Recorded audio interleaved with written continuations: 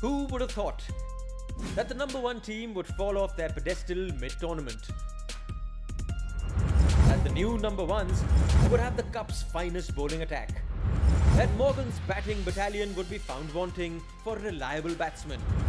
That Kohli's men would steamroll all oppositions in sight? That the favourites for the World Cup could be, just could be, knocked out before the semis? We would have thought that today's game at Edgbaston was big. Now it's just become probably the biggest game of the tournament.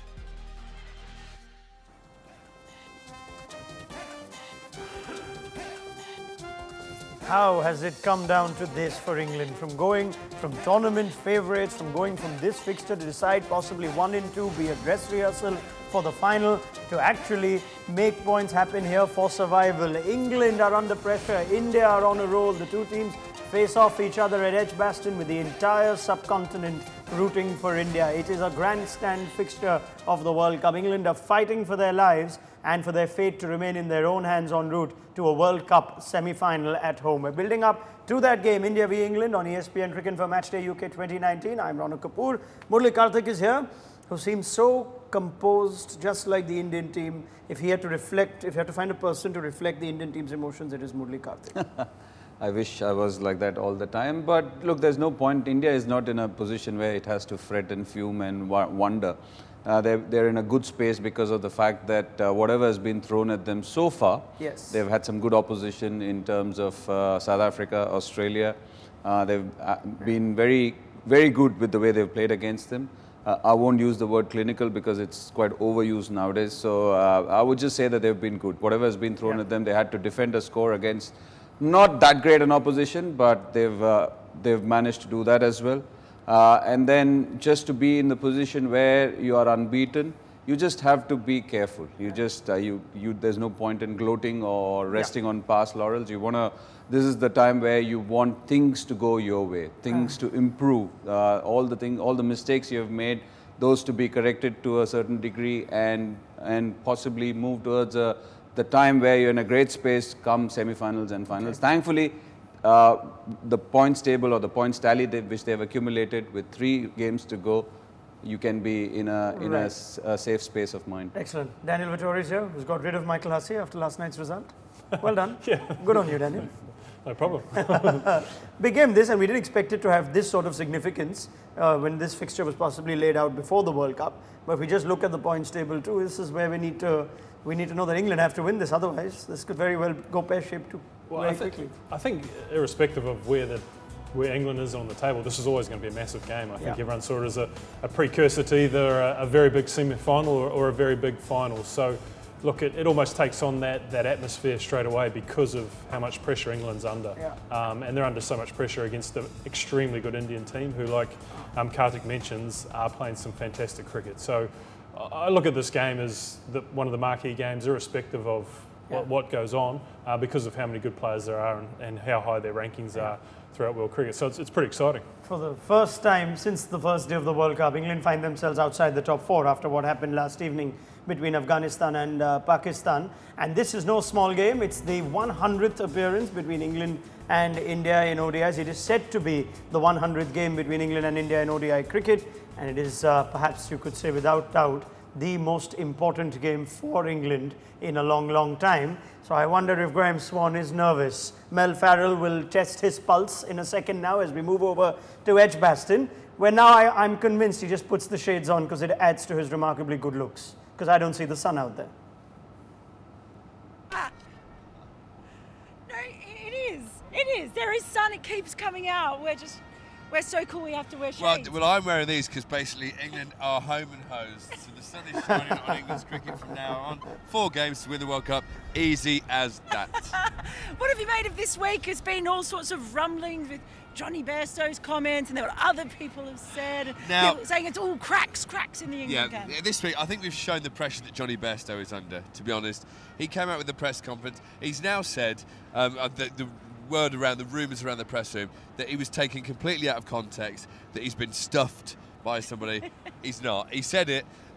Interestingly, Josh Buttler and Owen Morgan both come out and couldn't have said the exact opposite more vehemently. They said, we don't feel that. That's not the team thinking that we're, being victimised. They're not being victimised. And Owen Morgan has come out today saying the pitch, there's nothing wrong with the pitches we've played on. We've just not played the best cricket. So, thankfully, the leader still has an air of sensibility about him, which means that England will win. If the leader was going along with Johnny Bairstow, we're ruined. But thankfully, it's a nice, easy game today, India, to get us back into the competition. Well, you say that. They've got a rather good chap called Virat Kohli, who seems to bat quite well.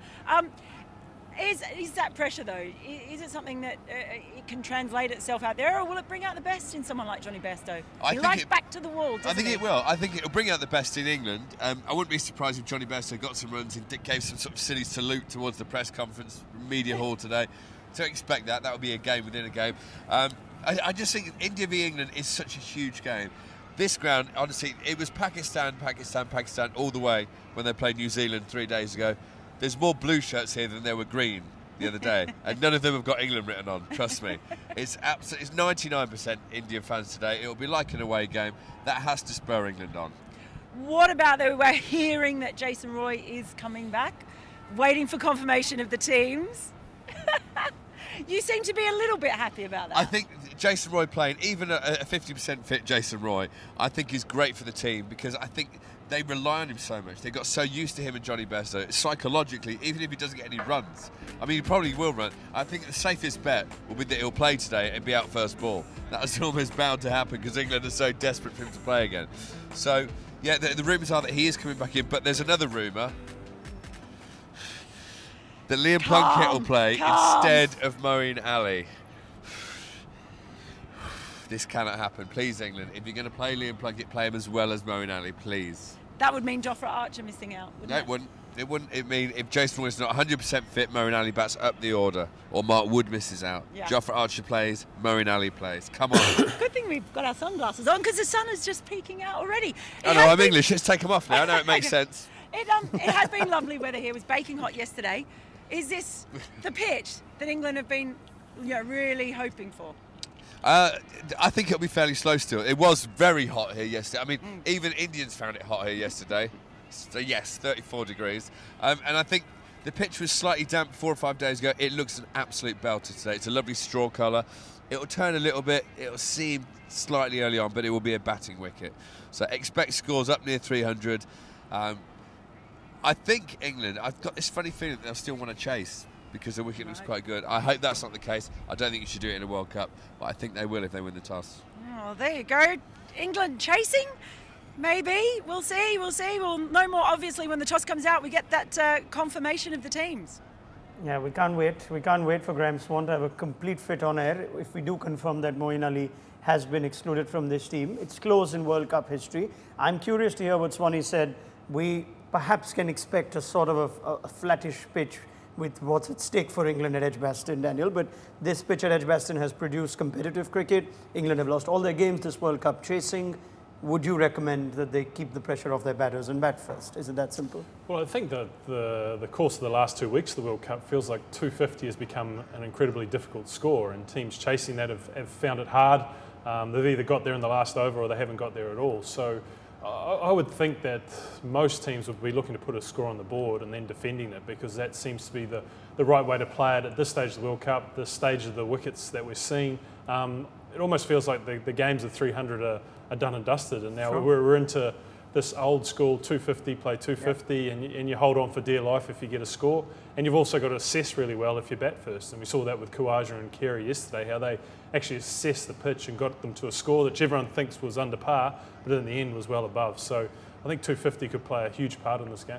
All right, let's find out what this pitch is actually made of. We're hearing it's going to be a fresh pitch, so viewers in the Caribbean, let's go to Edgbaston now and have a look at what this fresh pitch for this big encounter will look like. Sanjay Manjrekar and Isha Guha have you covered. And viewers on ESPNcricinfo, stay right with us. We're just going to take this conversation to some numbers that we've got on India v England, and we'll continue to talk about batting first and batting second. That's the conversation we're trying to have at Edgbaston. Last 5 games, 1 batting second, 5 out of 5. The average first innings score is 247, which is again, like Dan says, Kartik, is a throwback to the 90s now, where we're looking at 250s, 240s. If anyone gets anything above that, then you're putting it beyond the opposition. That's how this tournament seems to have changed. Yeah, and it's good. I'm so happy that it's changed like that, because otherwise it was just becoming batter-thins, and that's not great for the game. Already the 11 to 40, the bowlers are under pressure, and if there's something in the wicket which can help them or which can negate the fact that they've got 1 less fielder outside and the size of the boundaries, it's so good for the game that we are having interesting games, competitive games, and not games where you just the bowlers are bound and gagged and just getting beaten all over. Right. We will find out in just a bit exactly what either team decides if they win the toss. And remember, it's a big game this, given what's at stake for India in the World Cup, given that they haven't sealed a qualification spot either. We're already hearing some big news in terms of team changes, which we will come to in just a bit. But you can preempt that this pitch is going to play slightly different from others if it is indeed a fresh pitch. There's a good tweet from Russell Arnold which said all the steamrollers in London have just gone to Edgbaston to perhaps work on the pitch in Birmingham. And many thanks to Sanjay Manjrekar and Isha Guha for the pitch report from Edgbaston. It's time to take a short break on ESPNcricinfo Matchday UK 2019. The biggest toss for England in a long time is coming up on the other side of the break, so stay with us.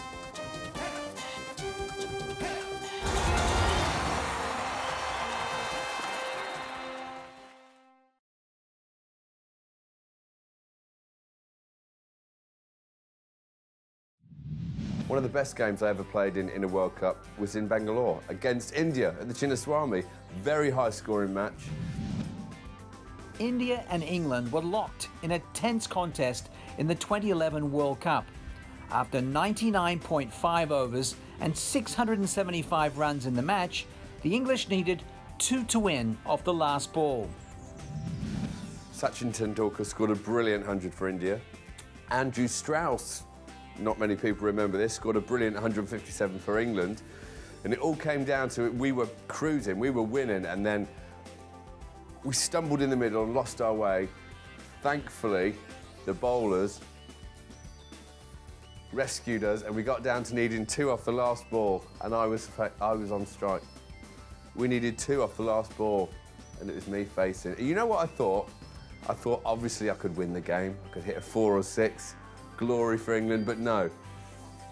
I thought I'd do the honourable thing, the diplomatic thing, and get a single to extra cover. Pathan dived and stopped it. Why? I could have been a hero. But we tied. It was a fair result. I'd love to tell you that it had a great psychological impact on us moving forward, and after that we were unstoppable, but we lost to Ireland 2 days later. Kind of scuppered our World Cup. I think India did all right. They went on to win it. Just imagine if I hadn't allowed that tie to happen, India would not have qualified. You're welcome, India. You're welcome.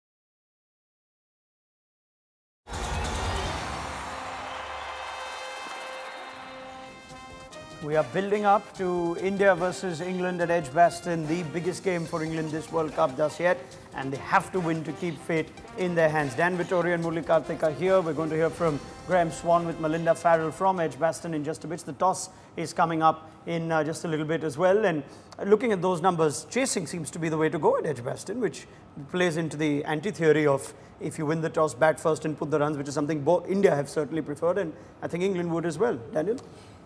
I think England have purely looked at that wicket. Yeah. And I think they don't want to put themselves under any pressure to chase. I think they're slightly worried about that, and I think they've looked at that wicket and said, let's put a score on the board, and whether it's 250 or a little bit more, that's their way of trying to put that pressure on India. They'll try and attack them early on with the ball and get into that middle order. Right. So I think it's England taking a positive move and trying to take the game towards India. India wouldn't mind being tested in a stiff chase, which is something you would like to see, get the team getting a little battle hardened before the semi-finals. You would think with the sort of fixtures they have that they would make it. Yeah, again, pitch-based, and I'm pretty sure that Virat Kohli is up for all the challenges. The toss is something which you can't control, and you prepare for those kind of things. You prepare for whatever is going to happen at the toss, whether you bat first or bowl first. Sometimes, yes, you do fancy yourself chasing, but again, you have to be ready for the opposite as well, whatever you've planned for. So I'm pretty sure that India, the way they are batting and the way they are playing right now, they will be up for anything which England throws at them. All right. Well, let's get ready then, and let's move straight to that toss for viewers in the Caribbean. It's a special day. The UNICEF is associating with this match as well as part of their World Cup Association. So it's not just the two captains, Michael Atherton and Ranjan Madugale, the match referee. There's a player who's played a little bit of cricket with them as well. Let's go to the toss.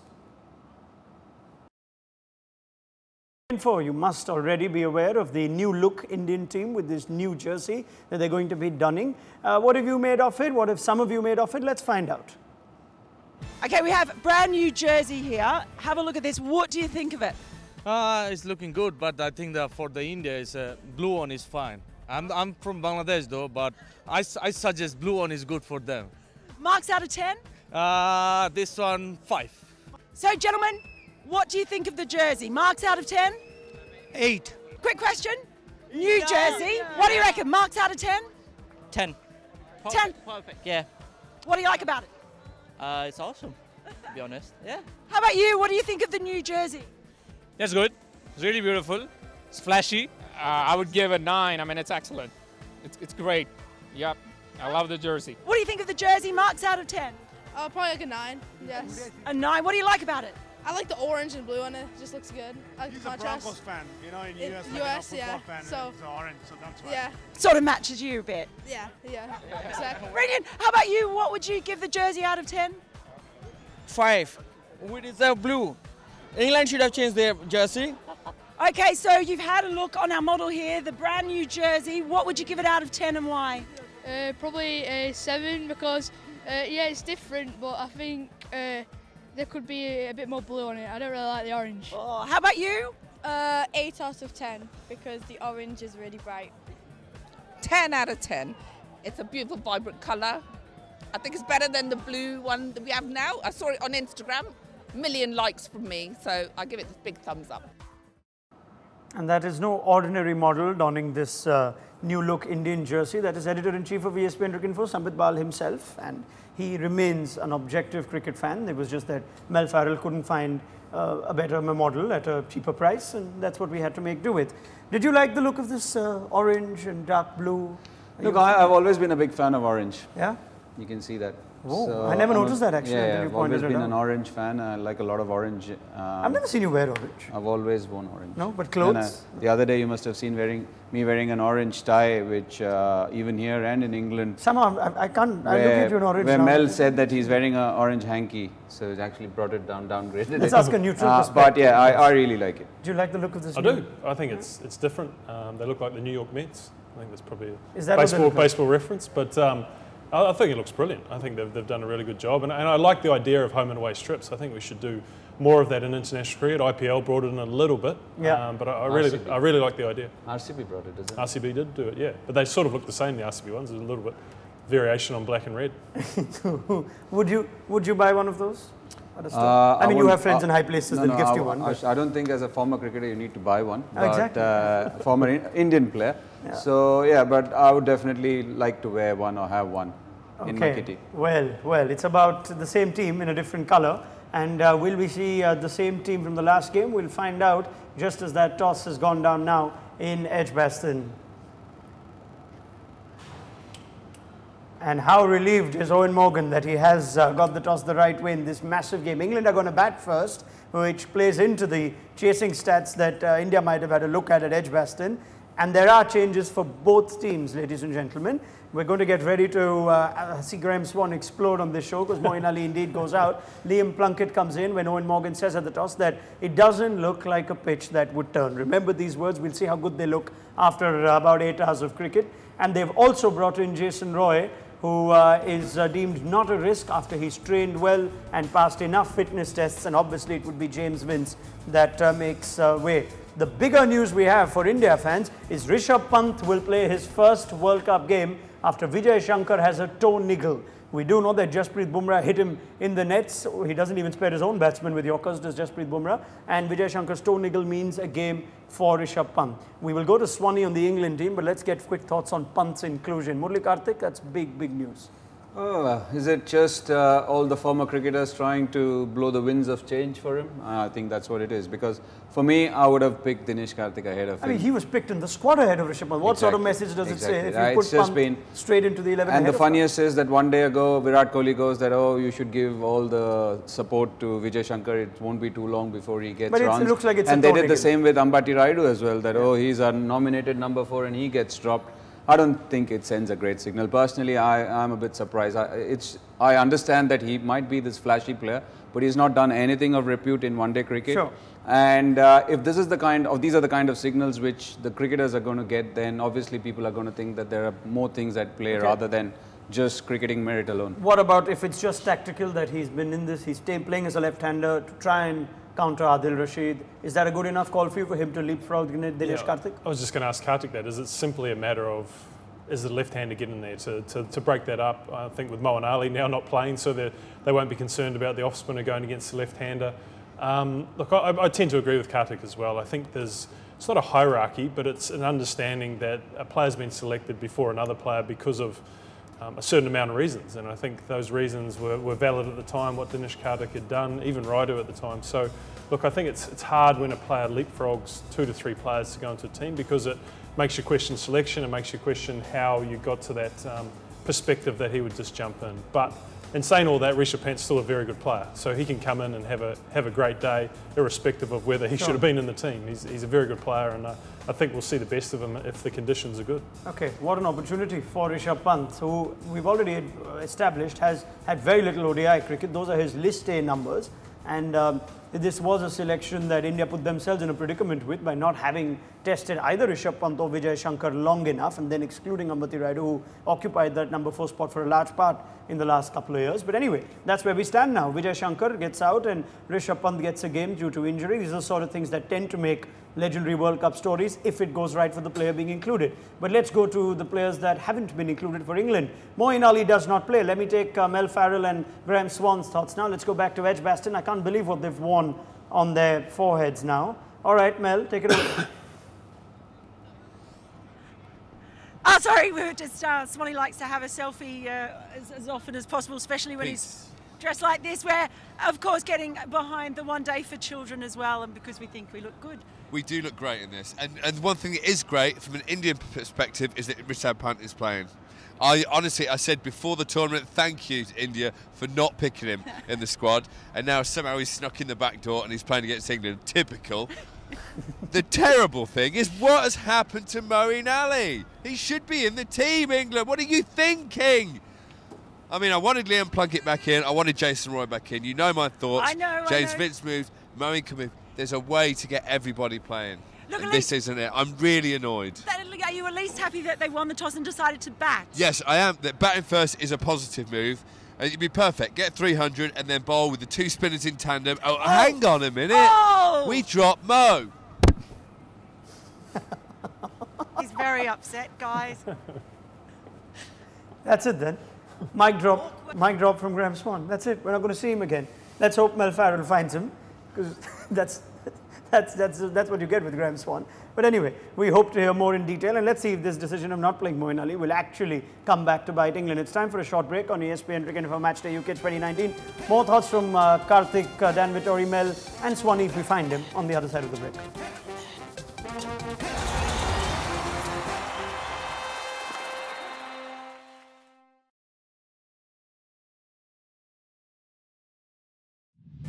I would say Javagal Srinath. In 2001, 2, 3 years we played together. We used to call him Bablu Paji. Senior India pacer Javagal Srinath, playing his last World Cup in 2003, found himself in a group of young pace bowlers. As India reached the final, Nehra probably became comfortable enough with the veteran to joke about one of Srinath's off-field accessories. I still remember in 2003 World Cup, you must have seen his pictures.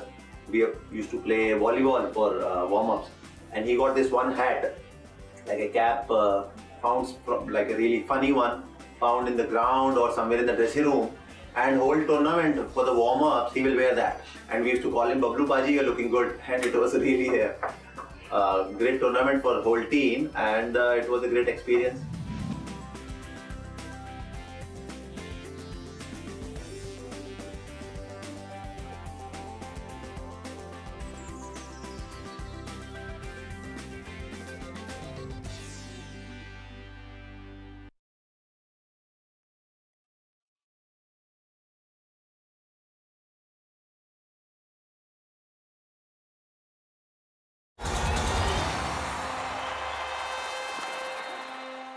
Right, we're building up to England v India on ESPNcricinfo Matchday UK 2019. Toss has gone down. England are having a bat first, and they're very delighted to welcome back Jason Roy into this team. They were literally sweating on his fitness, and he has passed the necessary fitness tests to play this game. Let's just focus on the inclusion of Roy. I think they would have played him with one leg tied to the other if they had to, with just the sort of impact that he's had, or at least now that they've lost games after he's gone, it seems like that's the impact that he has. I think the whole dynamic of the team shifts when he comes into it, because they rely on him so much. They rely on that Bairstow-Roy partnership because they're so aggressive at the start, and they're so successful at the start for an extended period of time. So it's not a fluke the way he plays. He just comes out, takes them on, takes any sort of bowler on. I know he's had his difficulties against spin from time to time, but he still strikes at a really good rate, I think over 100, and the same against seamers. So an England team with Roy in it will be very happy, and I think Swanee alluded to that. It just makes the whole team feel a little more comfortable with him in the side. I'm always curious to know how much of this becomes about the player and how much of it becomes about what happens to the team without the player. I'm not saying it's not a coincidence like Dan says, but we're looking at Jason Roy, or rather England with and without Jason Roy, and you can see the significant difference. Now, is that also down to the fact that their replacement was nowhere near a like-for-like player? And are they now making this bigger about Jason Roy because of the lack of depth that they have, or does Jason Roy per se add a hell of a lot more to this England team? It's a combination of both, Ronak, because you can see whether you call it a coincidence or whether you call it that's what's happened. When he has been missed, James Vince hasn't done anything of note. And when that happens, then everybody is under pressure because they're so used to Johnny Bairstow and Jason Roy giving them the kind of starts. Post 2015, from the time they've gotten together, they've again formed a great alliance, which is devastating for the opposition. And when that happens, then the kind of team which they have, everything falls into place. But once Jason Roy goes out, then you start fitting the jigsaw puzzle in a very different way, and it possibly doesn't suit them. India used to Shikhar Dhawan and Rohit Sharma. Then Shikhar Dhawan goes off. They brought in KL Rahul essentially as a reserve opener. That he played it for was another thing.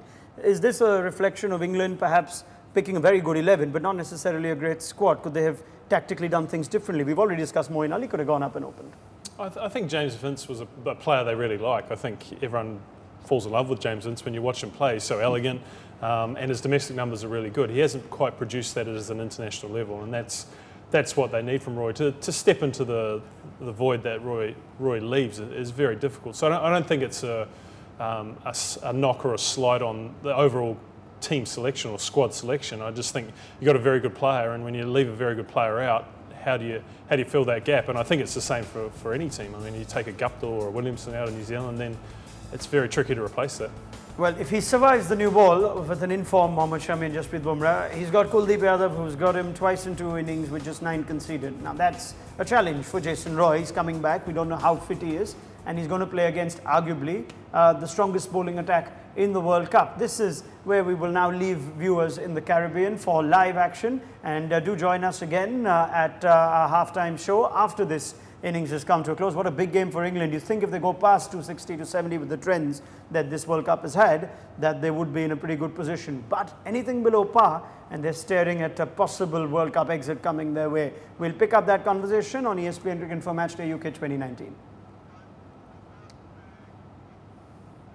And viewers on ESPNcricinfo, stay right with us. We continue this chat because it's one conversation of the pressure that England's batsmen are in. The other thing is India's bowlers have bowled first only once in this series so far, in this tournament so far, Kartik. They've picked up some serious form after that, but they've always had a target in mind. Do you bowl with a different sort of intensity, knowing that you have a certain target or a target sometimes below par like it did against Afghanistan, and now bowling first to a strong batting lineup? Is this going to be a slightly different challenge for India's bowlers? Don't think so. Don't think so. Because again, you have to look at the surface first and what it has on offer, and then again adjust your lengths and see what the opposition are doing as well. Against South Africa, which is the first time they bowled, there was something in it. The ball was definitely carrying through quite a bit of spongy bounce, and they got the initial breakthroughs because at that point of time, South Africa, Amla and all those guys weren't in the best of form. So they just had those 2-3 wickets very early. And post that, it's always been a Bumrah or a Bhuvaneshwar Kumar defending tools. I think over here, they're pretty aware of what their plans will be for Jason Roy and Johnny Bairstow. Don't be surprised if Chahal does bowl the odd over, early doors, or even Kuldeep Yadav. But I don't think you need to change any plans. They've been bowling well. You just know for a fact, with confidence behind you, that you just need to go and do what you've been doing so far, and which is look at the wicket, look at the opposition, and bowl according to the situation. You know, from an outsider, it's always, I love these stories about someone gets injured, someone comes in and has, you know, makes that spot his own. That's the sort of stories that I like. So you can either be at the receiving end of it or the right end of it. I don't know if the two of you have ever been at either end of it, but Mohammad Shami, who didn't start as the frontline pacer in this team, comes in courtesy an injury to Bhuvaneshwar Kumar, has got you a strike rate of 18.5 now, which only after yesterday's game of with Mitchell Starc against New Zealand in this World Cup has fallen to number 2. But he's been phenomenal. And these are the sort of stories now that tend to say, okay, now I'm going to play Mohammad Shami. Bhuvaneshwar Kumar may not come back into this team then. He probably won't. I think in a World Cup tournament, the format, you tend to back the form player, and I think with Shami coming in and doing his role as well as he had, he's been able to complement Bumrah. He's given them an attacking option any stage of the innings. He's taken wickets at all 3 stages. In a lot of ways, he just bowls the same ball time and time again. He bowls a fast, hard, heavy length ball, attacks the stumps, and that's put a lot of batsmen under pressure. And I think that the way Kohli's used them at certain times, he's looked to attack with them every time he's come in. He hasn't asked them to defend at all, and I think whenever Shami's asked to defend, that's when he's not at his best. So any stage of the innings, give him the ball and attack, and he bowls the same ball, and it's come off a lot in this tournament. Yeah, and on cue, exactly what we're talking about, Mohammad Shami and how Virat Kohli's like to use him, and we're looking at him going at a very decent economy throughout, even at the death. You'd expect, you'd accept that, and the use of your strike bowler might very well become the defining part of a team that wins the World Cup. That's exactly what's happening with Aaron Finch and Mitchell Starc. Mohammad Shami now gives Virat Kohli 2 strike bowlers in Bumrah and him. Yeah, very much so. Yeah. Very much so. Spot on. I think it's the way, or it's the captain earmarking who are the bowlers for different periods of the game. And Shami and Bumrah are definitely those. Obviously, they start with the new ball, and the 2 games where he has played, he has definitely struck early. And some of the deliveries which he bowled, completely agree with what Dan says. He bowls that length, especially on these English surfaces, is a typical 4-day length or a test match length. And I think in England and on the surfaces he has played, it's the perfect length. You're going nowhere. The batsmen are struggling because the ball's jagging back in and out. And Shami, when he can do that with that kind of a seam presentation, is difficult to handle. So perfect time for Shami to come into the World Cup as well. I know Ajit Agarkar says exactly what you said, Dan, that he bowls that Indian length, that hard sort of, he bowls a hard ball or a heavy ball on that length, which we call the Indian length. Just to break it down, what do you mean by when he bowls a heavy ball? Why is he different from a Bhuvaneshwar Kumar? How does that sort of affect a batsman when there's a guy who bowls what you guys call a heavy ball? Well, I think it is the length. It reminds me of Javagal Srinath a lot, that they're just trying to hit back of a good length, so you can never actually drive the ball. And so when you actually do look to take a risk, more often than not, you have to hit across the line a little bit. and his pace hurries up, it skids on, and therefore you get caught up in your shot, and you see a lot of guys being slow to react, a lot of bowls because he's attacking the stump. So I think he's the sort of guy against players who are not quite used to that pace. He can really hurry up on them, and as soon as they try to be too aggressive against him, then he's difficult. If teams just try to get through him, maybe take him for 30 to 40, then it's a different factor. But as soon as you try to attack Shami, his length makes it difficult. Yes, just to add to your point, what also happens with the heavy ball is sometimes you see somebody's action, there's a quick arm action, and you expect that the pace is like that. Yes. You see people like Shami, Kagiso Rabada, and a few others whom they say bowl a heavy ball. The action, the arm speed is very different to the way it comes and hits you, because you anticipate in a certain way that the arm speed is like this, the ball is going to come like that, but the arm speed doesn't look as quickly as the ball comes and hits you. And any bowler in particular that comes to mind that you found, oh my God, this is a surprise, quicker than I thought? I haven't faced him, but Jofra Archer looks like that. He looks like that, doesn't he? He looks like just skids in and hits a length and hurries batsmen up. Okay, right. We're going to see all of them in action. Jofra Archer, Jasprit Bumrah, Mohammad Shami. It's a treat today. Let's hope the wicket gives them something, a little something. But these are the sort of bowlers that might make something happen even on a flat deck. It's a big game. If you're backing England, then we know where allegiances lie. If you're backing India, then you could very well be backing a lot of other teams in this tournament. So picking for this game won't be easy. But let's see what our experts have gone for in their objective selection on ESPNcricinfo Cricket Picks. Put your tipping to the test. Play Cricket Picks, the new predictor game from ESPNcricinfo. Make predictions and track your progress throughout the tournament. The easiest thing you'll do all day.